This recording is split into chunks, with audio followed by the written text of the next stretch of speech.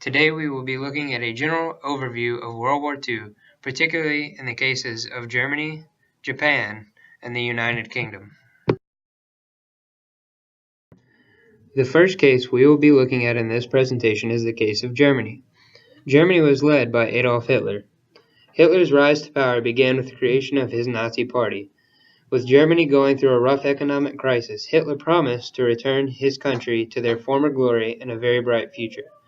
On January 30th, 1933, Hitler was declared Prime Minister of Germany. Hitler was very brutal in his time as Prime Minister, but yet very successful. Hitler also wasted no time trying to expand German territory, as he started many pre-war expansion movements by invading the Rhine region, Austria, and Czechoslovakia. Under the command of Adolf Hitler, Nazi forces invade Poland on September 9, 1939. Germany goes in to invade Norway, Denmark, and the Netherlands. After attacking and conquering France, they bomb the United Kingdom for 57 consecutive nights. Germany then systematically kills 6 million Jews in what is known as the Holocaust. After failing to invade the Soviet Union, German troops regroup as the United States, the United Kingdom, and the Soviet Union forces push them back to Berlin, where they surrender. In 1940, Nazi Germany invades Denmark and Norway to protect their neutrality against the Allies in order to capitalize their resources and sea access for their U-boat attacks. After the war, most of Europe lay in ruins. Due to the death of 55 million people in the war, there were harsh feelings towards Germany, the main perpetrators of the war. Post-war Germany was divided into 4 zones controlled by Russia, the United States, Britain, and France. Germany was allowed to be reunited as soon as it was strong enough. The resentment against the major German leaders made it mandatory in post-World War II Germany that some attempts may be made to redress the dreadful crimes of those German leaders that were guilty. This was known as the Nuremberg trial. Most of the defendants tried to save their skins, with the few owning up to their war crimes. Most were found guilty and received death sentences. The second case we will be looking at in this presentation is the case of Japan.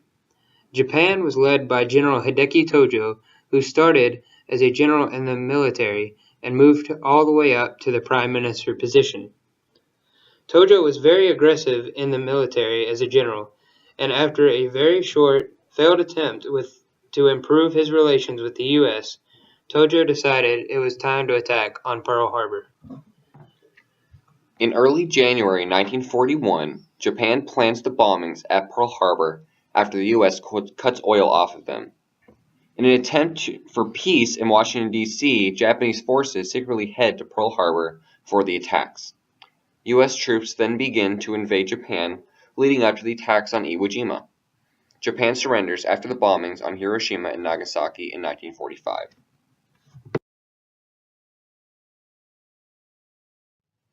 After the defeat of Japan in World War II, the United States led the Allies in the occupation and rehabilitation of the Japanese state. Between 1945 and 1952, the U.S. occupying forces, led by General Douglas MacArthur, enacted widespread military, political, economic, and social reforms. After the war, Japan was devastated. All the large cities, with the exception of Kyoto, the industries, and the transportation networks were severely damaged. The occupation of Japan by the Allied powers started in August 1945 and ended in April 1952. General MacArthur was its first supreme commander. Japan lost most of its territories acquired after 1894. A new constitution went into effect in 1947. The emperor lost all his political and military power and was made solely the symbol of the state. Japan was also forbidden to ever lead a war again or to maintain an army. The last case we'll be looking at is the case of the United Kingdom. The United Kingdom was led by Winston Churchill, who improved the war status of the UK by forming many strong alliances with the United States and Russia. The United Kingdom entered the war by evacuating 338 French citizens after being conquered. British troops fight in Africa, making German forces in Africa fight against them. The Royal Air Force began round-the-clock bombing in Germany alongside the United States. Britain ends the war by liberating Athens.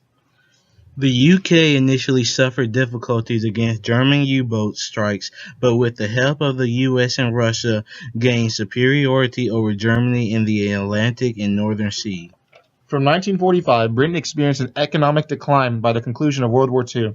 The United Kingdom's economic growth had been weakening since the 1870s, but the financial cost of maintaining Britain's resistance against Germany amounted to a quarter of Britain's national wealth. Despite being on the side of the victors, Britain had gone from being the world's greatest creditor to being the world's greatest debtor. This concludes our presentation. Here are our sources, and thank you for watching.